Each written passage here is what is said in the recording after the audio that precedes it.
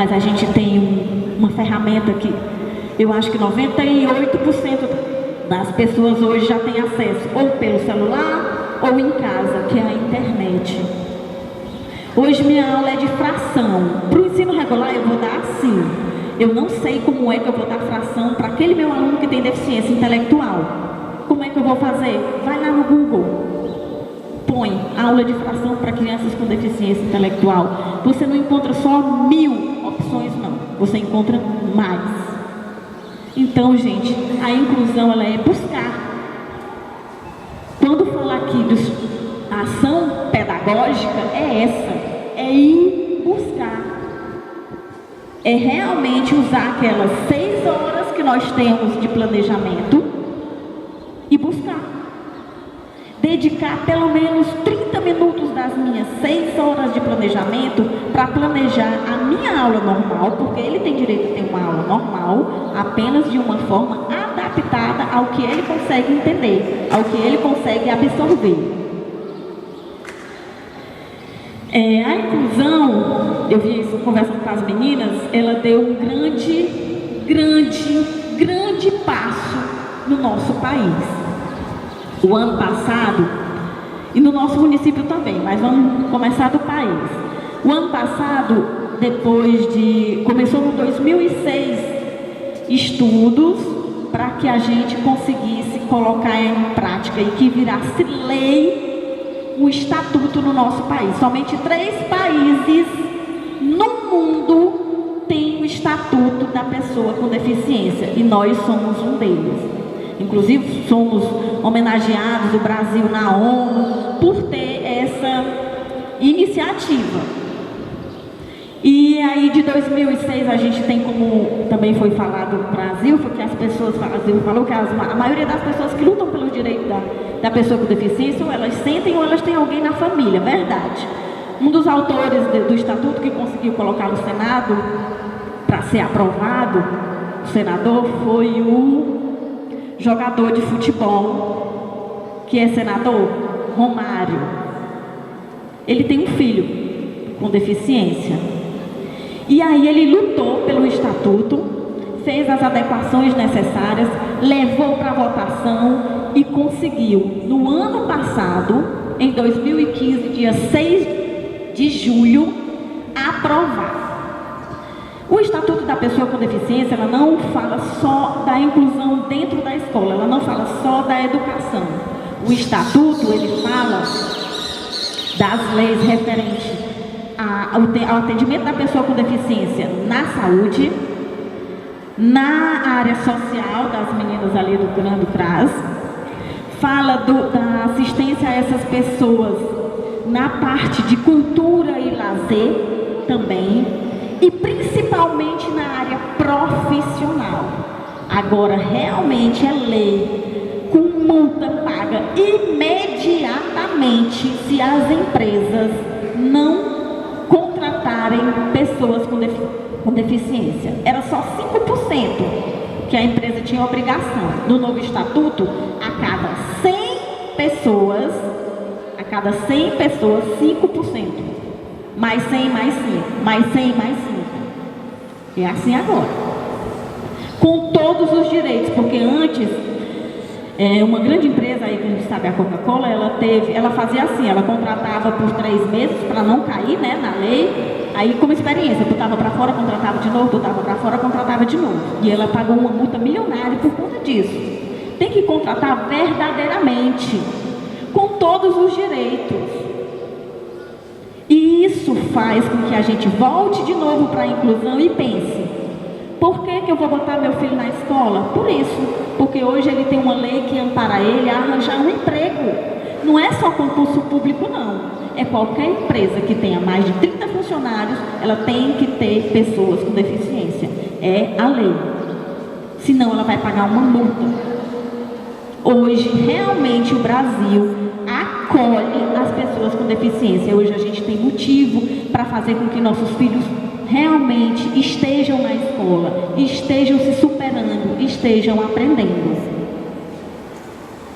Essa lei da pessoa com deficiência, ela fará com que a sociedade brasileira se prepare para receber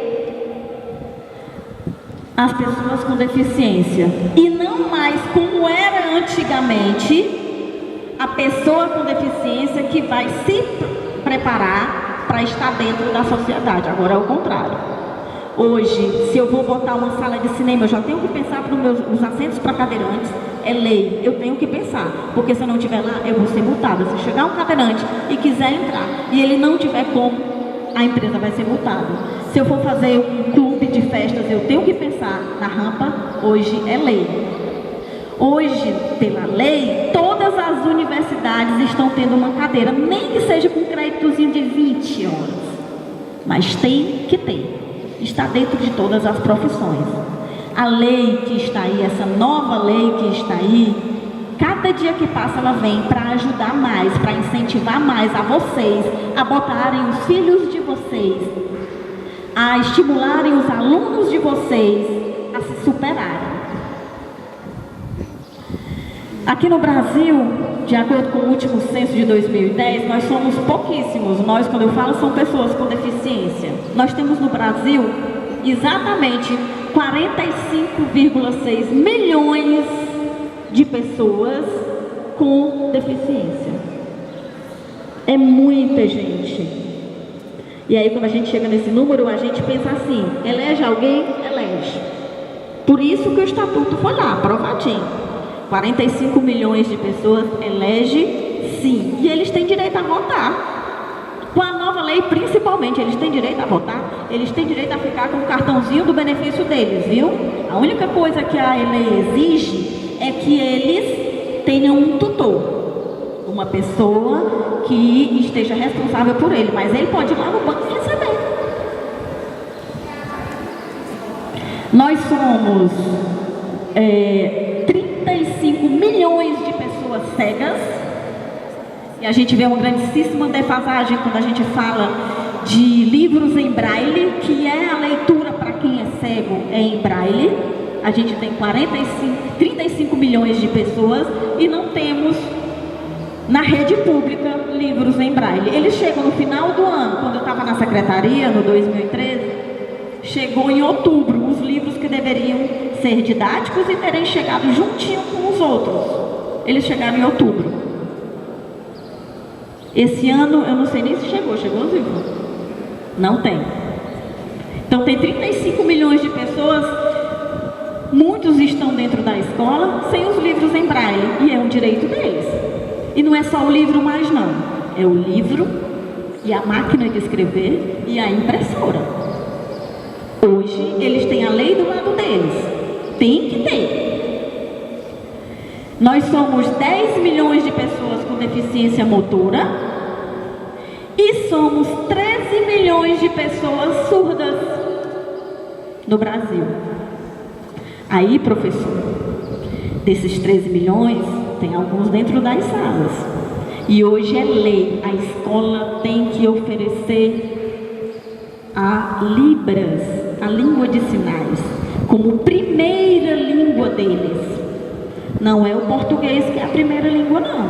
Ele não vai ser avaliado pelo português, não. O português é a segunda língua. Agora é lei. A primeira que ele tem que aprender dentro da escola é a Libras. E aí, professor, eu não sei Libras. E aí a gente vai fazer um curso e vai buscar, porque ele vai para a sua sala. Você não pode negar que ele esteja lá.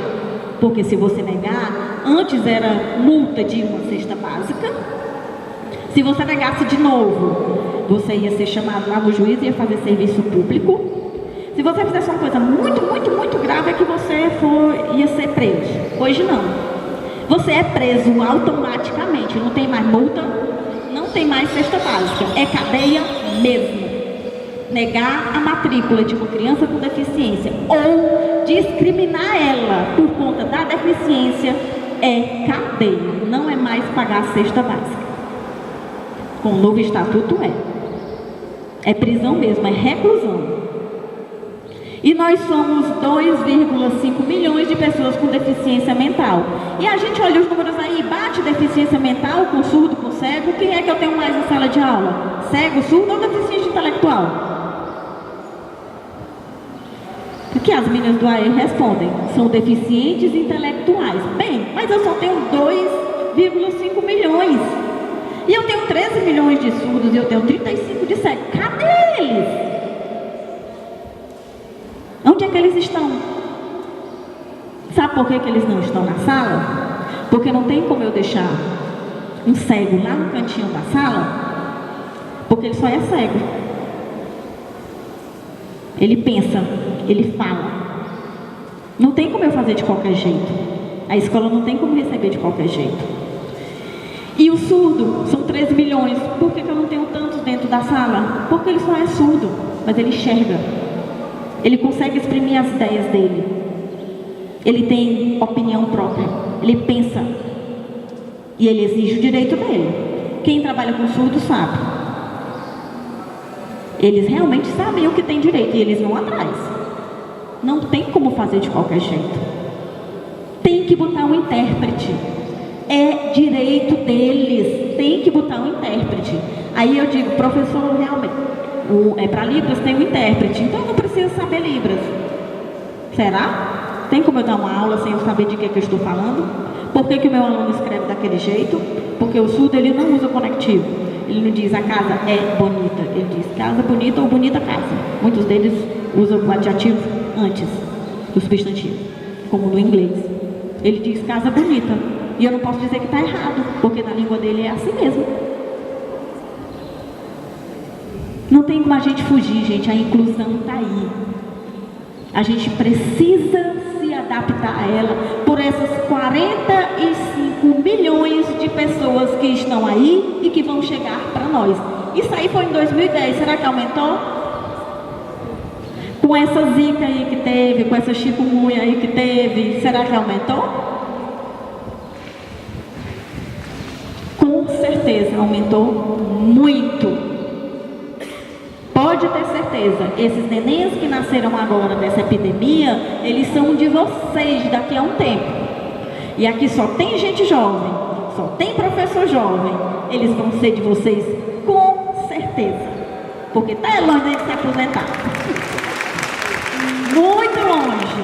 Nós vamos pegar esses nenéns. Nós temos a matrícula do município, como a Zilfa está falando, aumentou muito. Dessas pessoas, desses 45 milhões, muitos já estão saindo de casa. E isso é bom, porque eu digo sempre isso para as mães. Mãezinha, na hora que você vai comprar 1 quilo de arroz, você chega na bodega e diz assim, meu filho é deficiente, você paga menos? Não. Bem, você paga imposto do mesmo jeito que eu pago, né? É. Pois seu filho tem direito do mesmo jeito que o meu tem, que não tem deficiência. Do mesmo jeito que a escola vai receber o meu que não tem, ele tem que receber o seu que tem. Porque você paga imposto do mesmo jeito que eu pago. É igualzinho, não tem diferença nenhuma. Então a gente tem que lutar pelo direito dos filhos da gente que tem deficiência, eles são iguais. Por que eu vou incluir o meu filho na escola regular? Tem um projeto no município de Itapipoca, que é as salas lá do municipal, que eu fui coordenador 1 ano e meio, que trabalha com pessoas com deficiência. Lá são só pessoas com deficiência dentro de uma sala, várias deficiências. Eu tenho na mesma sala o surdo, o deficiente intelectual, o baixa visão e o cego, dentro da mesma sala. E aí que não tem como não, gente. Não tem como. Eu estou negando a essa criança o direito dela de se superar. O lugar dela é aqui, é na escola regular. Se ela é surda, ela tem direito ao intérprete. Se ela é cego, ela tem direito ao profissional de apoio. Mas é dentro da escola regular. É bonito o projeto municipal? É. É bom para a vida dessas crianças? É. Eu até defendia isso com as meninas lá. Para ser o primeiro contato da pessoa com a escola, por exemplo. É. Mas não é o correto. Não é o correto. Eles têm direito de estar com as outras pessoas sem deficiência, sim. Não negue isso aí a ele.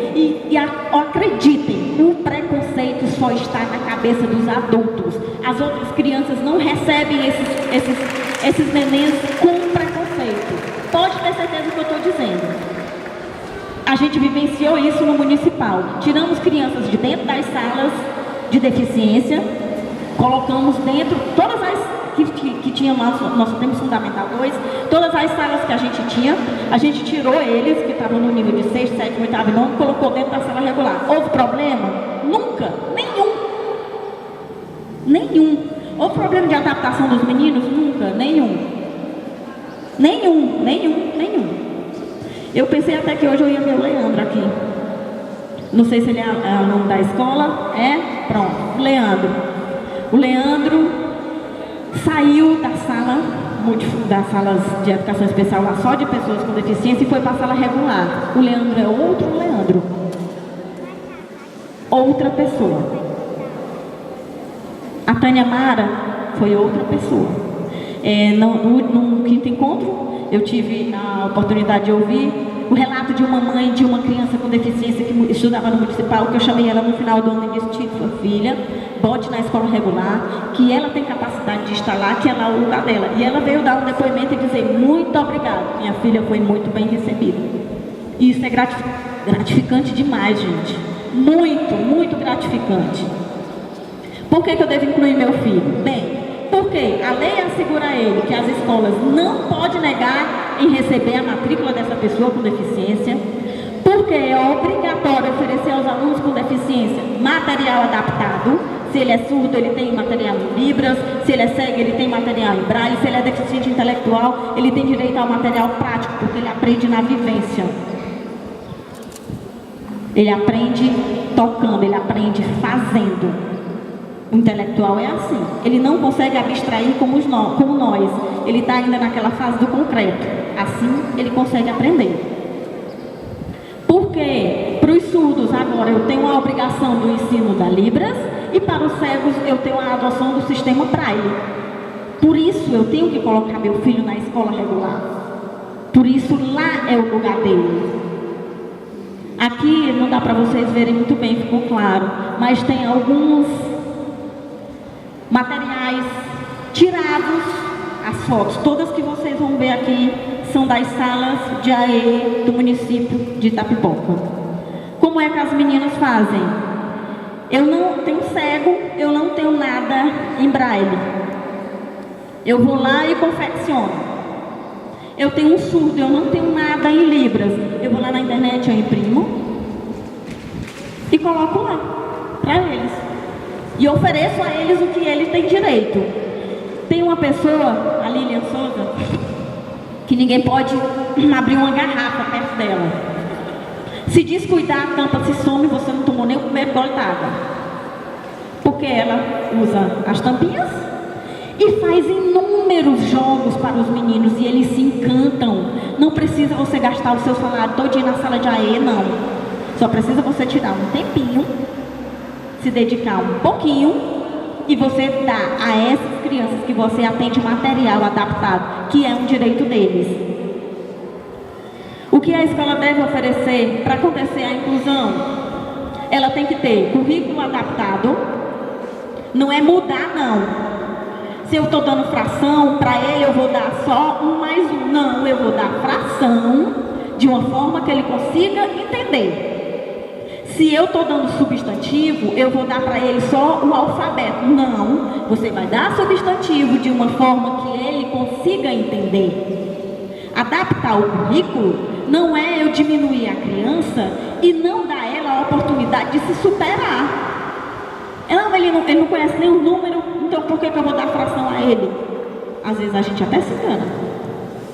A pior deficiência que eu encontrei, a mais difícil de lidar, foi a alta habilidade. A gente procurou muito esse curso lá no CREAS, porque a gente sabe o que fazer quando a gente encontra um aluno que sabe menos do que a gente. É bem fácil. Tudo que eu botar para ele, eu sei mais do que ele. Então é fácil. E quando ele sabe mais que eu, e aí, como é que eu vou fazer? Porque a gente tem essa deficiência. A alta habilidade é uma deficiência. E ele está lá na sala de aula. Às vezes ele é aquele menino mar danado que não se concentra, que está de costa, e você dá uma aula e você faz uma pergunta, ninguém responde. Ele está lá gritando no fim da sala, ele vai lá e responde. Porque a cabeça dele só pensa diferente. Só é mais rápida do que a nossa. Então é difícil o corpo dele acompanhar a cabeça. Foi isso que a gente aprendeu lá nas altas habilidades. E a dificuldade que a gente tinha para transformar um jogo normal num jogo para um alto habilidoso. Porque é muito difícil. A deficiência para mais é mais difícil a gente lidar do que quando ela é para menos. O que a escola vai oferecer também? Ela vai oferecer desenvolvimento dos aspectos linguísticos, culturais, vocacionais e profissionais. Eu tenho um profissional aqui que já é o dom dele, que é o nosso Paulo. Para o Paulo é facílimo, ele pega a música, vocês vão ver mais na frente, e usa na sala dele, com os alunos dele. E ele consegue maravilhas com eles. Por que eu não posso botar um deficiente intelectual no coral? Por que eu não posso botar no Mais Educação no projeto de música? Na banda? Gente, todos os alunos com deficiência lá do municipal, uma grandíssima maioria, toca na banda do 7 de setembro. Muito bem, obrigada. Perfeitos. Eles têm capacidade. A gente não pode subestimar a capacidade das pessoas com deficiência. Eu tenho que oferecer a eles